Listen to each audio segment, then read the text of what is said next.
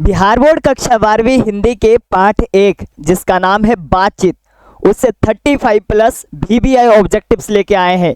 ये सारे ऑब्जेक्टिव परीक्षा में 100% लड़ने वाले प्रश्न हैं। तो चलिए इस क्लास की शुरुआत करते हैं। अगर आप भी मेरे चैनल पे पहली बार हैं तो सब्सक्राइब जरूर कर लीजिए ताकि लेटेस्ट वीडियो के नोटिफिकेशन सबसे पहले आप तक पहुंच जाए, क्योंकि इस तरह के वीडियोस मैं अक्सर लेके आया करता हूं, जिससे आप देखकर कम से कम समय में आप बेहतर तैयारी कर सकते हैं। क्योंकि इस सीरीज का नाम ही है नो बकवास सीधी बात, जहां पे सबसे तेजी में सबसे ज़्यादा ऑब्जेक्टिव क्वेश्चंस करवाए जाते हैं। तो चलिए आज कक्षा 12वीं हिंदी पाठ 1 बातचीत के जितने भी अति महत्वपूर्ण एवं संभावित प्रश्न उत्तर हैं सबके सब देखने वाले हैं। सबसे पहला आज का प्रश्न है आपका कि बातचीत के माध्यम से बालकृष्ण भट्ट क्या बतलाना चाहते हैं। बातचीत की शैली, भाषण की शैली, संवाद की शैली या इनमें से कोई नहीं। तो बातचीत के माध्यम से बालकृष्ण भट्ट बातचीत की शैली बतलाना चाहते हैं। अगला प्रश्न है, कहा जा रहा है क्या कि बातचीत कौन सी विद्या की रचना है। उपन्यास है, कहानी है, निबंध है या नाटक है। तो बातचीत एक प्रकार के निबंध विद्या की रचना है। अगला प्रश्न देखेंगे, कहा जा रहा है क्या कि मनुष्य के बातचीत का उत्तम तरीका इनमें से क्या है। विद्वतापूर्ण बात करना, तर्कपूर्ण बात करना, भीड़ से बात करना या अबाक होकर अपने आप से बातचीत करना। तो मनुष्य के बातचीत का उत्तम तरीका अबाक होकर अपने आप से बातचीत करना है। अगला प्रश्न देखते हैं, कहा जा रहा है क्या कि बोलने से ही मनुष्य के रूप का साक्षात्कार होता है। यह वाक्य किसने कहा था। तो बोलने से ही मनुष्य के रूप का साक्षात्कार होता है, यह वाक्य वेन जॉनसन ने कहा था।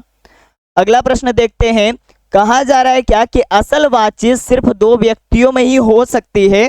यह कथन किनका है। तो असल बातचीत 2 व्यक्तियों में हो सकती है, यह कथन एडिसन ने कहा था। अगला प्रश्न देखते हैं, कहा जा रहा है क्या कि एडिसन के अनुसार असल बातचीत कितने लोगों के बीच हो सकती है। तो एडिसन के अनुसार असल बातचीत सिर्फ और सिर्फ 2 व्यक्तियों के बीच हो सकती है।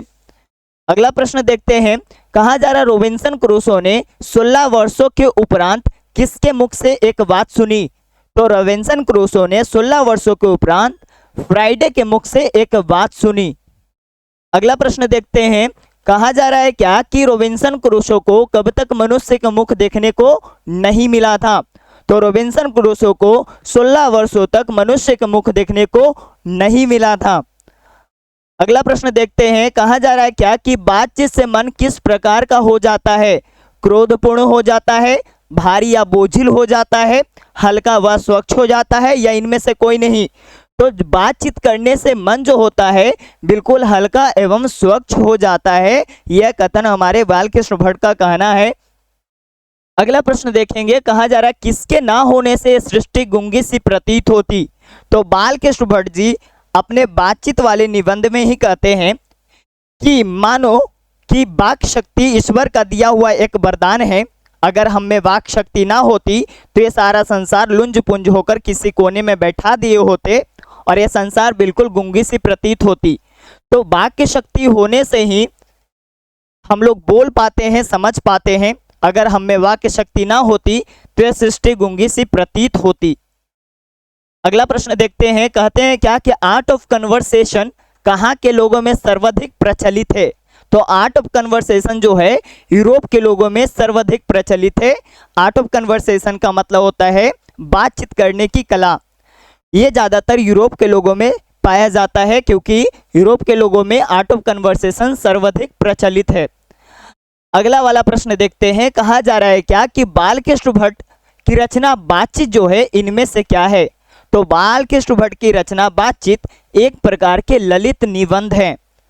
अगला प्रश्न देखेंगे, कहा जा रहा है क्या कि बालकृष्ण भट्ट जी का जन्म कब हुआ था। तो बालकृष्ण भट्ट जी का जन्म जो है 23 जून 1844 को हुआ था। 23 जून 1844 को। अगला प्रश्न देखते हैं, कहा जा रहा है क्या कि बालकृष्ण भट्ट किस काल के रचनाकार हैं। तो बालकृष्ण भट्ट जो है एक प्रकार के आधुनिक काल के रचनाकार कहलाते हैं। बालकृष्ण भट्ट किस काल के रचनाकार हैं। तो आधुनिक काल के रचनाकार कहलाते हैं। अगला प्रश्न आ चुका है कि बालकृष्ण भट्ट किस युग के निबंधकार थे। तो बालकृष्ण भट्ट जो है एक प्रकार के भारतेंदु युग के निबंधकार थे। अगला प्रश्न देखते हैं, कहा जा रहा है क्या कि बालकृष्ण भट्ट जी के पिताजी का नाम क्या था? तो बालकृष्ण भट्ट जी के पिताजी का नाम बेनी प्रसाद भट्ट जी था। अगला प्रश्न देखेंगे, कहा जा रहा है क्या कि बालकृष्ण भट्ट के पिताजी पेशे से क्या थे? तो बालकृष्ण भट्ट के पिताजी जो थे एक प्रकार के व्यापारी थे। अगला प्रश्न देखते हैं, कहा जा रहा है संवाद में सबसे ज्यादा महत्वपूर्ण क्या होता है? तो संवाद में सबसे ज्यादा महत्वपूर्ण जो होता है वो आत्मीयता होता है। आत्मीयता का मतलब कॉन्फिडेंस होता है, क्योंकि हम लोग जब बातचीत करते हैं तो हमें आत्मीयता होना बहुत जरूरी है।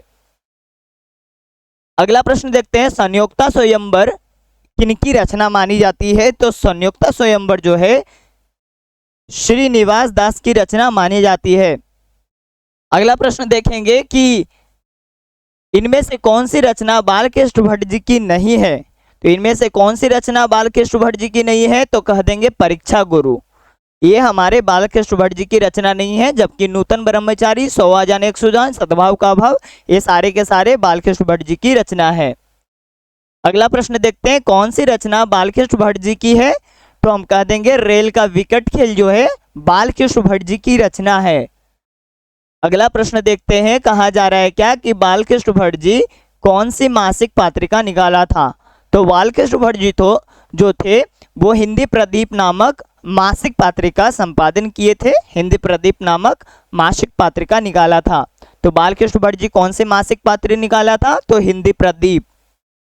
कहा जा रहा है क्या कि बालकृष्ण भट्ट ने हिंदी प्रदीप जो मासिक पत्रिका है वो निकालना कब से शुरू किया था, कब से प्रारंभ किया था? तो हम लोग कह देंगे कि मासिक पत्रिका हिंदी प्रदीप नामक जो था 1877 से निकालना शुरू कर दिया था। 1877 से, है ना, हिंदी मासिक पत्रिका का संपादन करना शुरू कर दिए थे, निकालना शुरू कर दिए थे। अगला प्रश्न है कि बालकृष्ण भट्ट जी ने हिंदी प्रदीप नामक मासिक पत्रिका संचालन कितने वर्षों तक किया था? मतलब जो मासिक पत्रिका था हिंदी प्रदीप वो कितने वर्षों तक बालकृष्ण भट्ट जी चलवाए थे? तो कह देंगे कि कुल मिलाकर, है ना, कुल मिलाकर 33 वर्षों तक चलवाए थे। ठीक है जी, कुल मिला के कितने वर्षों तक चलवाए थे? 33 वर्षों तक चलवाए थे। अगला प्रश्न है कि बातचीत किस विद्या की रचना है? तो कह देंगे बातचीत जो है एक प्रकार के निबंध विद्या की रचना है। अगला प्रश्न देखेंगे, कहा जा रहा है बातचीत शीर्षक निबंध के निबंधकार कौन है?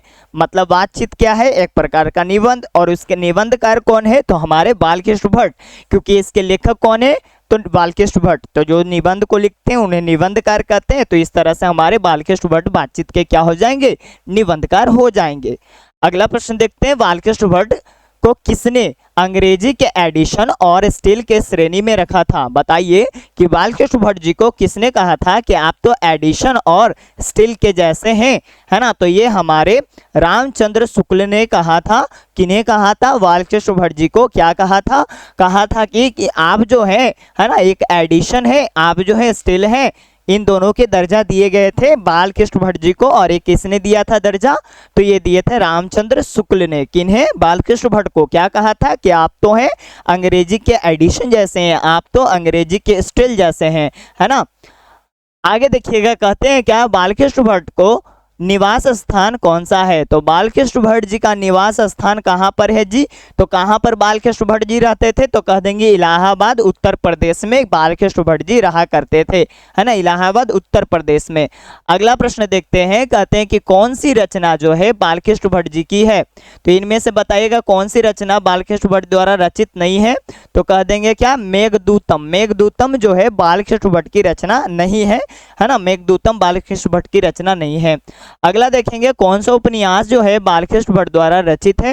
तो इनमें से कौन सा उपन्यास बालकृष्ण भट्ट का है? तो कह देंगे क्या? 100 अजान एक सुजान। एक प्रकार का यह उपन्यास है जो बालकृष्ण भट्ट द्वारा रचित है। तो 100 अजान एक सुजान क्या है? उपन्यास। किनके द्वारा लिखी गई है? बालकृष्ण भट्ट के द्वारा लिखी गई है।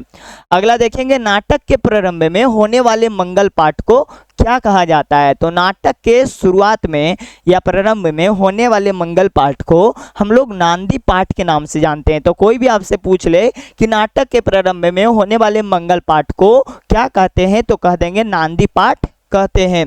अगला प्रश्न देखेंगे, कहते हैं क्या कि बालकृष्ण भट्ट जी ने एंट्रेंस की परीक्षा कब पास की थी? बताइए, बालकृष्ण भट्ट जो थे एंट्रेंस की परीक्षा कब पास किए थे? तो कह देंगे क्या, 1867 में। ठीक है जी। आगे देखेंगे, कहते हैं क्या कि बालकृष्ण भट्ट जी का उपन्यास इनमें से कौन है? बताइएगा, इनमें से बालकृष्ण भट्ट जी का उपन्यास कौन है जी? तो कह देंगे क्या, नूतन ब्रह्मचारी। नूतन ब्रह्मचारी जो है बालकृष्ण भट्ट की ही एक उपन्यास और है ना। 100 जान 100 जान ये भी इनकी उपन्यास है, और साथ ही साथ एक नूतन ब्रह्मचारी भी इन्हीं के उपन्यास है। ठीक है। अगला प्रश्न देखिएगा, कहते हैं बातचीत पाठ के अनुसार है ना, रस का संबंध किसकी बातचीत में उमड़ चला आता है? तो बताइए, बातचीत पाठ के अनुसार देखें तो किसके बातचीत में रस का समुद्र जो होता है उमड़ चला आता है? तो कह देंगे कि जब दो सहेलियां आपस में बातचीत करती हैं तो मानो कि रस का समुद्र जो है आपस में उमड़ चला आता है ना। मतलब इनकी बात ही खत्म नहीं होती है, बहुत ही प्यारी प्यारी मीठी मीठी बातें करती है, मानो जैसे रस का समुद्र जो है उमड़ कर चला हुआ आ रहा है। तो जब दो सहेलियां आपस में बातचीत करती हैं तो अगला देखेंगे, कहते हैं जैसा काम वैसा परिणाम किस लेखक के द्वारा रचित है? तो जैसा काम वैसा परिणाम जो है एक प्रकार का प्रहसन है, और ये प्रहसन जो है हमारे बालकृष्ण भट्ट द्वारा रचित है। तो बताइएगा, जैसा काम वैसा परिणाम क्या है? प्रहसन। और एक इनके द्वारा है तो बालकृष्ण भट्ट के द्वारा है। ठीक है। अगला प्रश्न देखेंगे, और ये आखिरी प्रश्न था, क्योंकि मैंने आपको पहले ही वीडियो में बता दिया था कि इससे आपको कुल मिला के 35 ऑब्जेक्टिव लेके आया हूँ, जो आने वाली परीक्षा के लिए बहुत ही ज़्यादा इंपॉर्टेंट है, संभावित है, अति महत्वपूर्ण है। इसे जरूर से जरूर आप लोग याद कर लीजिए। तो वीडियो जरा भी अच्छा लगा हो तो आप लोग लाइक ज़रूर कर दीजिए, अपने तमाम दोस्तों में शेयर भी कर दीजिए, कमेंट करके मुझे बताइए कि अगले वीडियो किस टॉपिक पे लाऊं।